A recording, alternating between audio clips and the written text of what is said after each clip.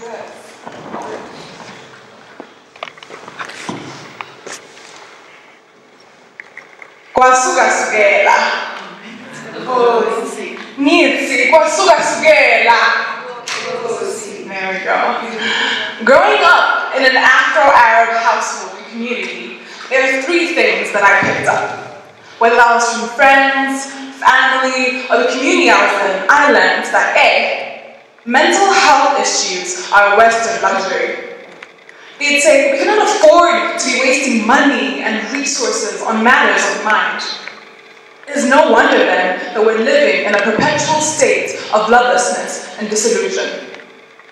Secondly, all matters related to sexual hostility are not up for discussion at a young age.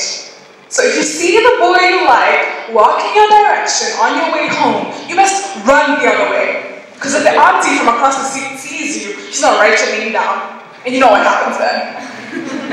And thirdly, never air your dirty laundry. Keep it to yourself for the sake of honor. There's no phrase that would irk me more than "usilete aibu," which in Swahili means "do not bring shame to us." Before long trips away, other children would get a "good luck and safe trip, darling," and we'd get a "usilete aibu." I can't even bring friends over. Now, this is not a mockery of those lessons learned, because they surely have their purpose in that society. This is more a comment on how the stigma surrounding various so-called taboo topics acts as an obstacle not only for self-development, but also for community healing. The result of this is that you'll find pockets of compliant and submissive children, dressed in layers of embarrassment, humiliation, indignity. Yes, I did just go through a thesaurus and look for words that reminded me of shame. Children who fear their own truths and undermine their own experiences.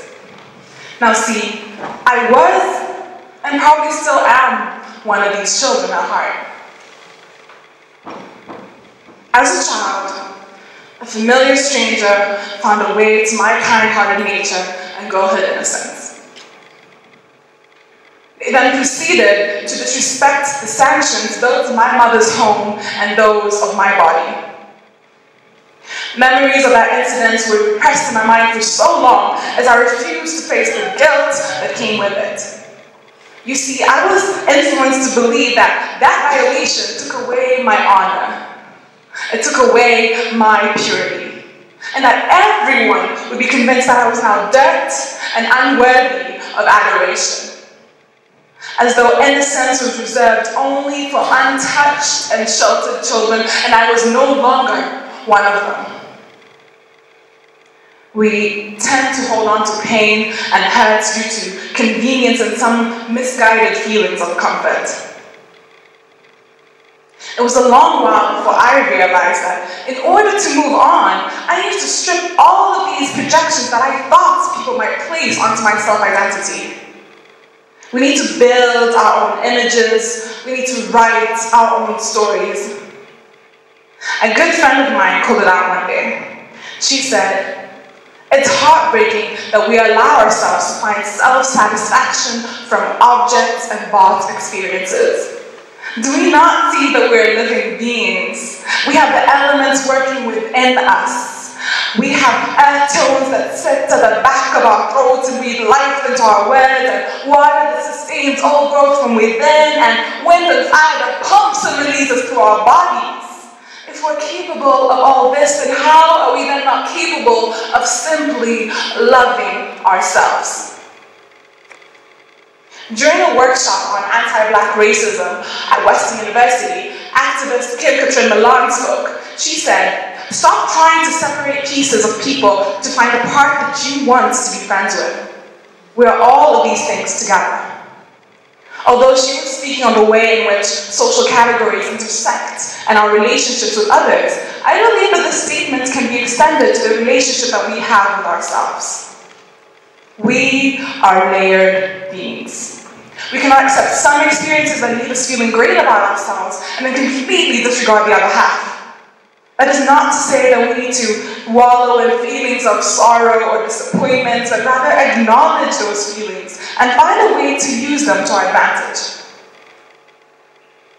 So, it's said that people recall negative events 5 times as often as positive ones. So now imagine if every time you recall the negative event, it's combined with these feelings and ways of how you overcome that experience.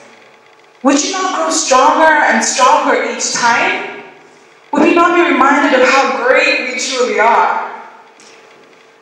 So it's very difficult to speak on self-love without actually mentioning what love itself is. And sadly, or perhaps fortunately, I can't give you a definition of what love is. Perhaps this means we're never really taught what it was. We never had discussions over dinner on what love is. Maybe it just means that we're still figuring out how boundless and infinite a force it is, she is, they are, how boundless and infinite a force they are. Most of us can attest to what love is not, but when asked of what it is, remain quiet or can't seem to find words big, deep, filling enough to hold love's weight.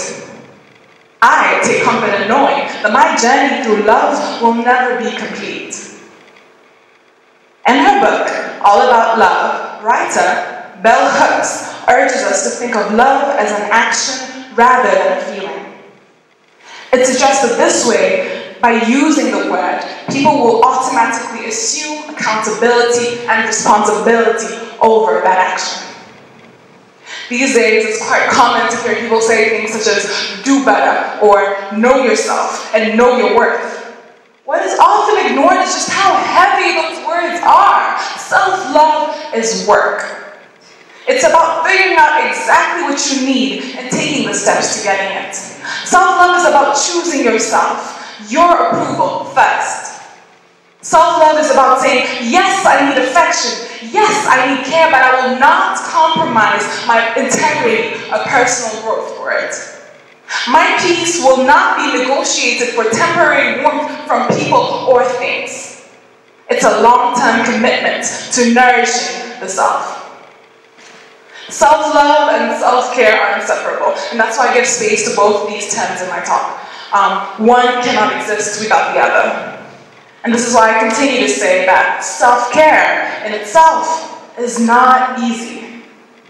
It will often be accompanied by a sense of urgency, this need to protect the space that we occupy, the need to find a safe vacuum to form thoughts freely and nurture feelings that we have been deterred, feelings that have been shunned, feelings that have been ignored by forces around us. The brutal, urgent need to receive not only care and affection, because those are easy, but an all-encompassing love. The attacks on our personal spaces have for so long been justified by phrases such as, this is against our culture. They've been defended through the abusive use of gray areas in religion and power. Our personal growth and preservation is stunted through the miseducation of what love is, and in the realms of respectability politics, our self-love goes to die. In September of last year, the World Health Organization released its report on health for the world's adolescents. The report mentioned that the leading cause of death for females aged 15 to 19 is now self-harm, or rather, suicide. Although teenage males are not far behind, that combined with the underinvestment in mental health care in this region particularly are a testament to just how much we need to return to the simple act of loving ourselves. Now, there are 3 ways that you might practice your self-love. And these are not at all guidelines, these are just ways that I seem to be finding working in my journey. Firstly, let's share our experiences. Wipe shame out of the picture. They do not belong in spaces of healing. Reach out and share. We need to relieve ourselves of this damaging weight of secrecy. We've convinced ourselves that by keeping secrets, we're shielding ourselves and the people around us, people that love us, from a whole lot of pain and disapproval. But a secret in itself is ugliness, damaging our inner peace and leaving us in a constant state of paranoia. Who knows? Who doesn't? So share. Share so that you might never have to hold on to hurt so closely. Share your stories, share your feelings, share your vulnerabilities. However, share on your own terms. Not everything that's yours should be given to this world. Some things are sacred. Keep them for yourself. That's something a friend of mine reminded me of recently. Most of all, share thoughtfully. Be careful of your journey. Do not let your self-love turn to arrogance. Do not let it hinder the journey of other people. Secondly, let's tune in to our thoughts. We should be fair to ourselves and listen. Step away from everything for a while and acknowledge your thoughts and your feelings. Be gentle with yourself. It comes in the simple things such as words. Words may be a simple tool, but they're so heavy. Language is such a heavy tool. We speak things into existence in the way that we assert our speech. For example, I no longer refer to myself as a victim. I am a survivor of childhood sexual abuse. Do not let your experience be invalidated. No, you are not too sensitive. No, it is not your fault. Yes, you do deserve better. Yes, you are worthy. I've always wondered why it's always so much easier to receive compliments from people, but when we stand and look in the mirror at ourselves, we shy away in this fear of being called arrogant or conceited. But are you not smart, beautiful, magical beings? Why allow something as divine as our self-image be governed by the opinion of someone else? Let's take a page out of Legend Muhammad Ali's book. The more we affirm these statements, the more we believe them. We live them. And thirdly, let's collect our tribe. We're not islands, and contrary to popular belief, no, we cannot do this alone, because no phrase will sum it up quite as justly. We need to squad up. Okay? My sister Lama's mother used to say to her, surround yourself with people who would make your baby cake. I think that's beautiful. Get as much support as you need. Surround yourself with all the goodness you deserve. Your chosen tribe should not only protect your positive energy, nourish your spirit, and challenge your intellect. They need to be down.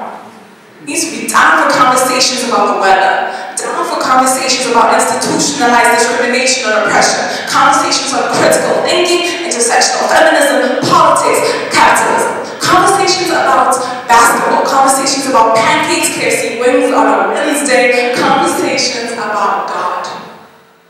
They need to be down for laughter, tears, sweat, and pins, because there will be a lot of that. Silence. They need to be down for a break. All in all, they need to be down for you. As children, we were always told things such as be good or be kind, but never was it actually a reminder to yourself. Be good to yourself. Be kind to yourself. There was a hidden fear that we might raise children who might choose, nourish, love themselves first. Would you not be afraid of a child who would speak up and speak out? One who has a clear connection to their thoughts and is actively aware of their actions. One who could stand fearlessly in their truth. Can you imagine the power, softness, kindness such knowledge could produce? Such a child is surely one to be feared and admired. Their existence is revolutionary. I am breaking all the rules I was taught growing up. Sharing my journey is the only way that I can be true to myself and practice self-love in my own terms. I urge us all to do that for ourselves. Find out what works for you.